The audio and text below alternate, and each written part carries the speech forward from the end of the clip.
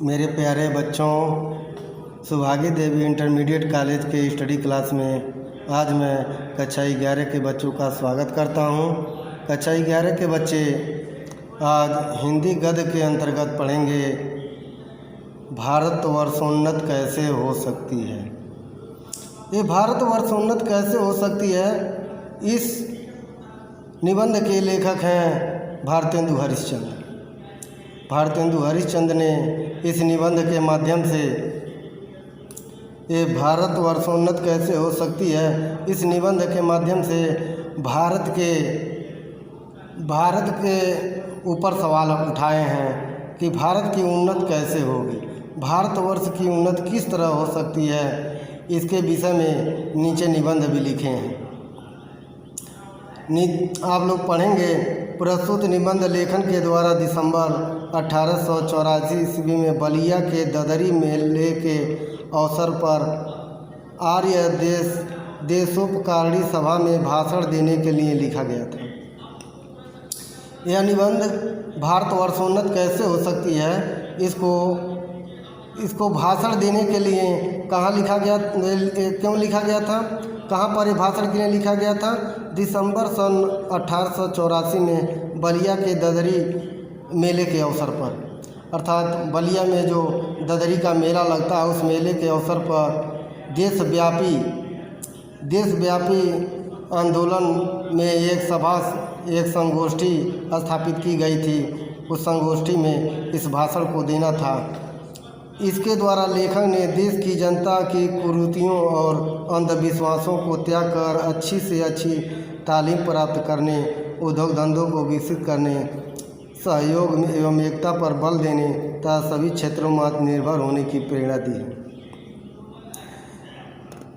इस निबंध में आप पढ़ेंगे कि ये जो भाषण देने के लिए जो यह निबंध लिखा गया था, इसमें जनता की कुरीतियों, अंधविश्वासों के त्याग कर, जो जनता में अंधविश्वास, कुरीतियाँ जो व्याप्त हो गई थी, उसको त्याग कर अच्छी से अच्छी तालीम प्राप्त करने, उद्योग धंधों को विकसित करने, जो उद्योग धंधे हैं उसको विकसित करने के लिए सहयोग एवं एकता पर बल देने तथा सभी क्षेत्रों में आत्मनिर्भर होने की प्रेरणा दी गई है।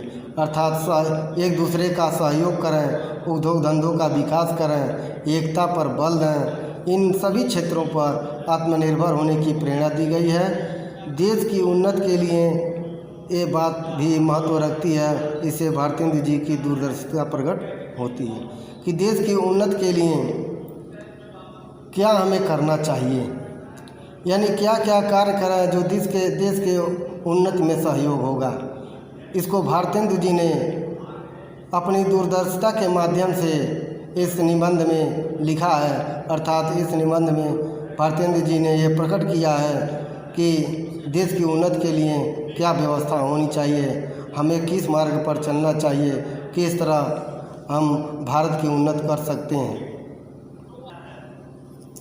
ये आगे क्या कहते हैं लिखते हुए, आज बड़े आनंद का दिन है कि छोटे से नगर बलिया में हम इतने मनुष्यों को एक बड़े उत्साह से एक साथ पर देखते हैं। ये लिखना प्रारंभ करते हैं इस भाषण को, तो क्या करें, आज बड़े आनंद का दिन है। आज का दिन बड़ा ही हर्ष उल्लास का दिन है कि छोटा सा नगर बलिया है। ये जो बलिया ज़िला है, यहीं की बात हो रही है। छोटा सा नगर बलिया है, हम इतने मनुष्यों को, यहाँ पर जो इतने भी मनुष्य इकट्ठे हुए हैं, एक स्थान पर एकत्रित हुए हैं, इनमें बहुत से हर्षोल्लास भरे पड़े हैं। इस अभागे आलसी देश में जो कुछ हो जाए वही बहुत है। यानी ये बड़ी विडंबना की बात कर रहे हैं कि यह देश के लोग ऐसे अभागे हैं। जब देश के लोग अभागे हैं तो देश को भी अभागा कहा जा सकता है। इसलिए कहें इस अभागे आलसी देश में, अर्थात यहाँ के लोग ज़्यादा आलसी हैं, जो मिल जाता है उसी पर संतुष्ट हो जाते हैं और ज़्यादा सोचने की क्षमता नहीं रखते और ज़्यादा पाने की क्षमता नहीं रखते। हमारे हिंदुस्तानी लोग तो रेल की गाड़ी हैं, यहाँ कहा जा रहा है हमारे हिंदुस्तानी लोग कैसे हैं, एक रेल की गाड़ी के समान है। जब रेल की गाड़ी में जैसे डिब्बे लगे होते हैं, उस डिब्बे के समान है। जब तक रेल के डिब्बे में इंजन नहीं उसको आगे बढ़ाएगा तब तक ये लोग वहीं पड़े रहेंगे। तो आगे देखें, हमारे हिंदुस्तानी लोग रेल की गाड़ी हैं, यदि फर्स्ट क्लास, सेकंड क्लास आदि गाड़ी बहुत अच्छी और बड़े महसूल की इस ट्रेन में लगी है। ये जो ट्रेन है उसमें फर्स्ट क्लास के लिए भी हैं, सेकंड क्लास के लिए लोग भी हैं, अर्थात थर्ड क्लास के लोग भी हैं। अर्थात यहाँ पर उच्च वर्ग के लोग हैं, मध्यम वर्ग के लोग और निम्न वर्ग के लोग हैं। लेकिन क्या है, ये लोग केवल गाड़ी के डिब्बे के समान हैं। जिस तरह ट्रेन में फर्स्ट सेकंड थर्ड ये गाड़ी लगी होती है, डिब्बे लगे होते हैं, उसी डिब्बे के समान है, पर बिना इंजन सब नहीं चल सकती। जैसे वे डिब्बे बिना गाड़ी के इंजन के चल नहीं सकते, उसी तरह बिना एक नेता, बिना एक अगुआ के या भारत के लोग भी आगे नहीं बढ़ सकते। इस प्रकार भारतेंद्र जी इनको आलसी का देश कहा है। आगे देखते हैं, वैसे ही हिंदुस्तानी लोग को कोई चलाने वाला हो तो क्या नहीं कर सकती। वही बात है, अगर हिंदुस्तानी लोगों को अगर कोई चलाने वाला हो, कोई पथ प्रदर्शक हो, कोई उनके राह में आगे बढ़ने के लिए सहारा देने वाला हो तो बहुत कुछ कर सकते हैं। अर्थात दुनिया में अपने नाम का डंका बजा सकते हैं। इनसे इतना कह दीजिए कि चुप साधी रहा बलवाना, का फिर चुप साधी रहा बलवाना। ये उस पद का, ये उस समय का, ये उस समय का ये बात है जब हनुमान जी, जामवंत और अन्य बानर भालू जब सीता की खोज के लिए समुद्र तट पर गए और सभी लोग सोचने लगे इतने विशाल समुद्र के उस पार कौन जाएगा, तब जामवंत जी बोलते हैं, क्या कहते हैं, का चुप साधी रहा बलवाना। फिर वे हनुमान जी से कहते हैं कि हे हनुमान जी, आप क्यों चुप साधे बैठे हैं, आप तो महाबलशाली हैं, आप चाहें तो कुछ भी कर सकते हैं। तब उनके बाद हनुमान जी को अपने बल और शौर्य और ताकत का आभास होता है और एक ही छलांग में वे समुद्र को पार करके लंका पहुंच जाते हैं। तो वही बात हो रही है। फिर देखिए हनुमान जी को अपना बल कैसे याद आता है। अर्थात उसी प्रकार भारतीय भी लोग हैं, जब इनको कहना पड़ता है आप लोग कर्मशील हैं, बुद्धिमान हैं, विवेकशील हैं, आप लोग ये काम कर सकते हैं, आप ये इस काम को करने का प्रयास कीजिए, तब लोग आगे बढ़ते हैं, न तो चुपचाप आलस्य रूप में पड़े रहते हैं। इनसे इतना कह दीजिए कि चुप ये सो बल कौन याद दिलावे, लेकिन इन भारतीयों को वह बल, उनकी ताकत को कौन याद दिलाएगा।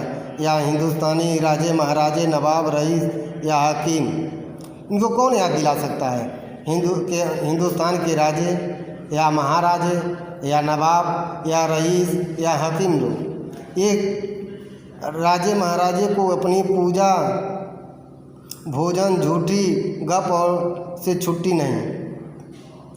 राजे महाराजे 2-3 घंटे तक पूजा करते हैं पूरे साज के साथ, और फिर भोजन में कुछ समय व्यतीत करते हैं, फिर झूठी गपशप में। अर्थात उन्हें जब छुट्टी रहेगी, अर्थात उनको जब समय मिलेगा तभी कह सकते हैं।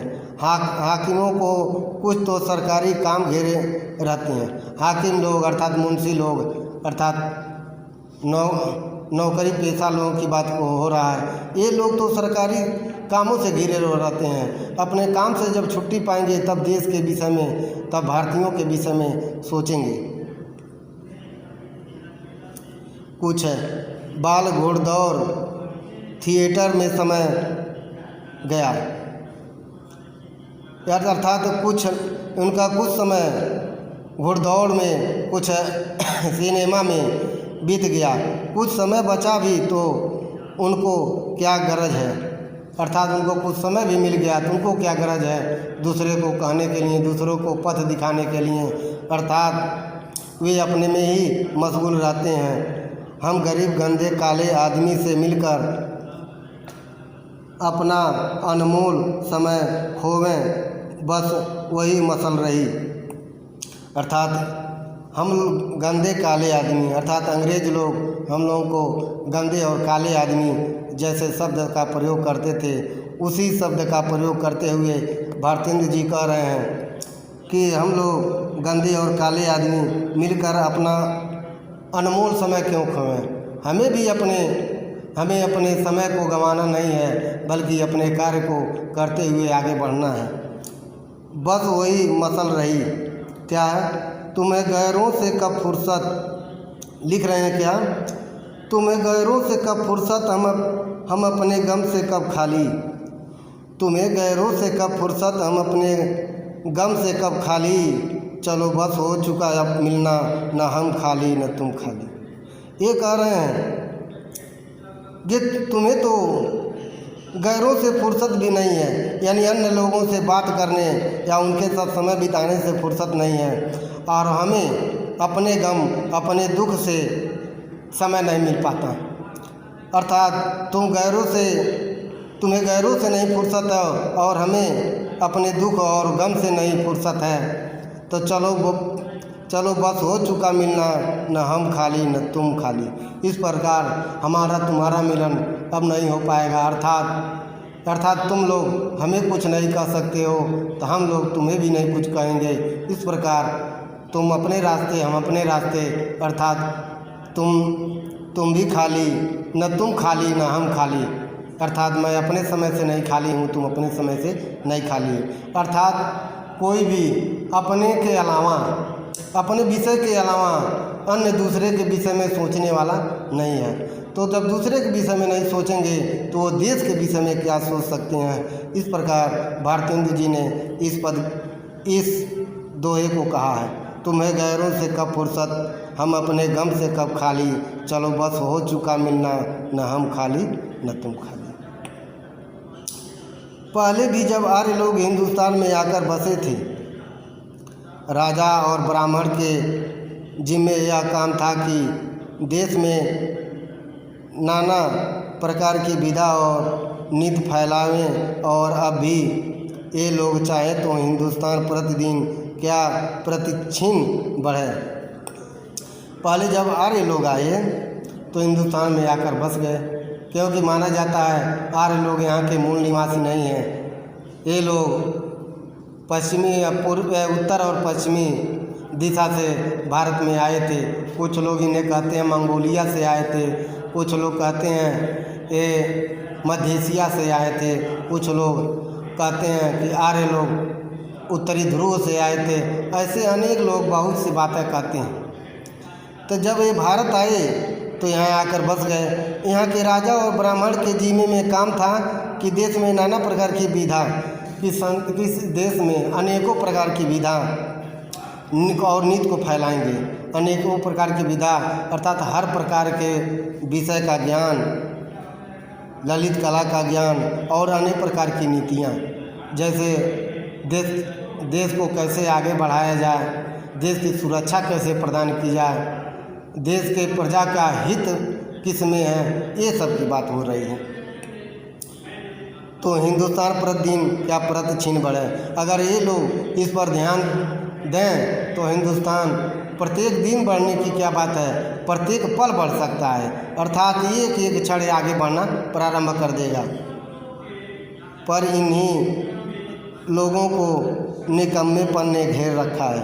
लेकिन इन लोगों को क्या हुआ है, निकम्मापन। ये अपने कर्म को भूल करके अपने स्वार्थवश कर्म कर रहे हैं, अपने हित में सोच रहे हैं। अर्थात इन निकम्मों ने देश के प्रति सोचना बंद कर दिया, प्रजा के प्रति सोचना बंद कर दिया, दूसरों के प्रति सोचना बंद कर दिया।